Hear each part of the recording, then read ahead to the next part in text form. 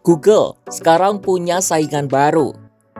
Pasar browser alias peramban menyambut kedatangan penantang baru yaitu Atlas. Atlas adalah peramban bikinan perusahaan OpenAI, perusahaan yang sama yang membuat ChatGPT. Atlas diprediksi akan mengubah lanskap peramban ke depan, terutama dengan fitur AI yang mumpuni. Apakah Atlas bisa mengalahkan Chrome besutan Google yang punya lebih dari 3 miliar pengguna? Simak informasi lengkapnya dalam video berikut.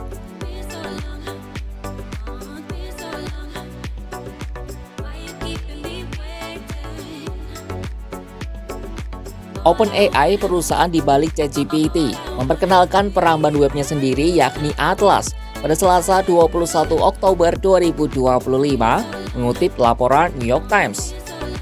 Atlas akan jadi saingan langsung bagi raksasa teknologi seperti Google, Apple, dan Microsoft yang telah lama mendominasi internet. Jadi, apa yang spesial dari Atlas?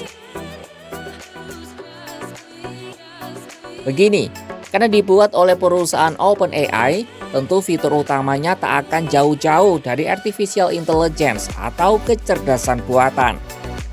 Fitur AI inilah yang menjadi branding utama dari Atlas dan yang akan membedakannya dari peramban yang sudah ada sebelumnya. Saat peluncuran Atlas pada Selasa 21 Oktober lalu, CEO OpenAI Sam Altman menjelaskan browser ini adalah web bertenaga AI yang dibangun di dalam ChatGPT. Atlas disebutnya sebagai hasil karya revolusioner yang hanya terjadi 1 dekade sekali.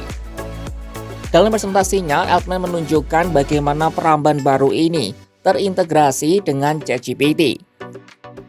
Jadi, Atlas tidak memiliki bila alamat konvensional alias URL. Terus gimana cara aksesnya kalau nggak ada URL?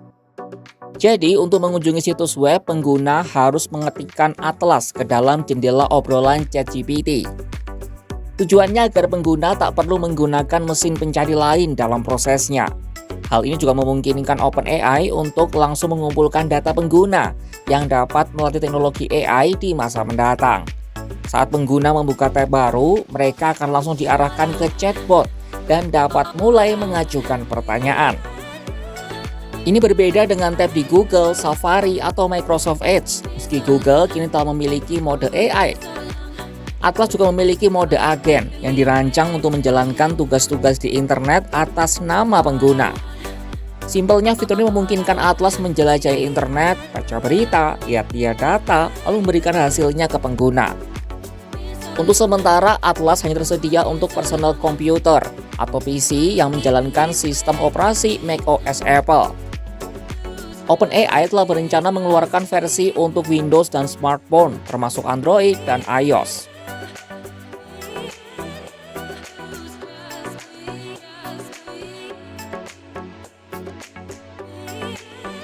Atlas diprediksi dapat mengubah peta persaingan di pasar browser global. Analis Paddy Harrington dari kelompok riset pasar Forrester mengatakan mereka harus menghadapi tantangan dari para raksasa teknologi yang sudah memiliki pangsa pasar yang sangat besar.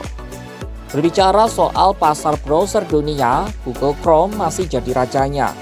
Data StatCounter menunjukkan per Mei 2025, Google Chrome mendominasi pasar sebesar 65,94%. Diikuti Safari di posisi kedua dengan pangsa pasar 17,58% dan Microsoft Edge di posisi ketiga dengan persentase pengguna 5,39%. Melansir Associated Press, OpenAI menyebut ChatGPT telah memiliki lebih dari 800 juta pengguna, tetapi kebanyakan menggunakan ChatGPT secara gratis dan membuat perusahaan merugi. Inilah kenapa OpenAI membuat Atlas yang diharapkan dapat menjadi sumber pemasukan perusahaan. Masalahnya, OpenAI akan menghadapi tantangan berat dari Chrome yang telah mengumpulkan 3 miliar pengguna di seluruh dunia. Chrome juga telah menambahkan beberapa fitur AI dari teknologi Gemini milik Google. Analis ekuitas senior di Center for Financial Research and Analysis atau CFRI, Angelo Zino menyebut Alphabet, perusahaan induk Google, adalah platform yang berpotensi terpukul dengan kehadiran Atlas, Rabu 22 Oktober 2025. Alphabet stock did take a hit on the news of OpenAI announcing that search engine, just because of the fact that, hey, listen, there is an expectation out there that, again, if OpenAI does have a platform and they ramp that platform here up over the next couple of years, it does potentially take away some engagement, some user time away from other existing platforms out there in terms of increasing competitive pressures. And Alphabet would be that platform out there that would potentially take a hit. Meski begitu, Atlas malah dapat meniru kisah sukses Chrome saat mereka sukses menyaingi Internet Explorer milik Microsoft yang saat itu begitu dominan. Chrome yang dirilis pada tahun 2008 itu memikat banyak penggemar karena kemampuan membuat halaman web yang lebih cepat daripada Internet Explorer. Microsoft akhirnya meninggalkan Explorer dan memperkenalkan Microsoft Edge. Di sisi lain, tak cuma OpenAI yang tahun ini mengeluarkan perang banding sendiri. Perplexity, startup AI lain yang lebih kecil, juga meluncurkan peramban sendiri bernama Comet awal tahun ini. Mereka juga berniat membeli Chrome senilai 34,5 miliar dolar Amerika Serikat atau sekitar 574 triliun rupiah. Tetapi penawaran itu menemui jalan buntu ketika hakim distrik AS memutuskan untuk menolak penjualan Chrome. Di dunia digital, kekuasaan bergeser bukan karena siapa yang lebih besar, tapi siapa yang lebih berani berubah. Atlas datang menantang raksasa sekelas Google, tak hanya bermodal mesin pencari baru, tapi juga cara berpikir baru. Tanpa bila alamat, tanpa sekadar klik dan ketik, Atlas mengubah cara kita menjelajah dunia maya, dari sekadar mencari menjadi berdialog. Sejarah selalu berulang. Dulu, Chrome menumbangkan Internet Explorer. Kini apakah Atlas akan gantian menumbangkan Chrome? Atau justru tenggelam di bawah bayang-bayang nama besar Google? Dalam dunia teknologi, yang tak mau berinovasi akan dilupakan. Dan Atlas tampaknya tak mau sekadar jadi penonton di panggung besar bernama internet. Saksikan kabar lainnya hanya di kanal YouTube Kompas.com.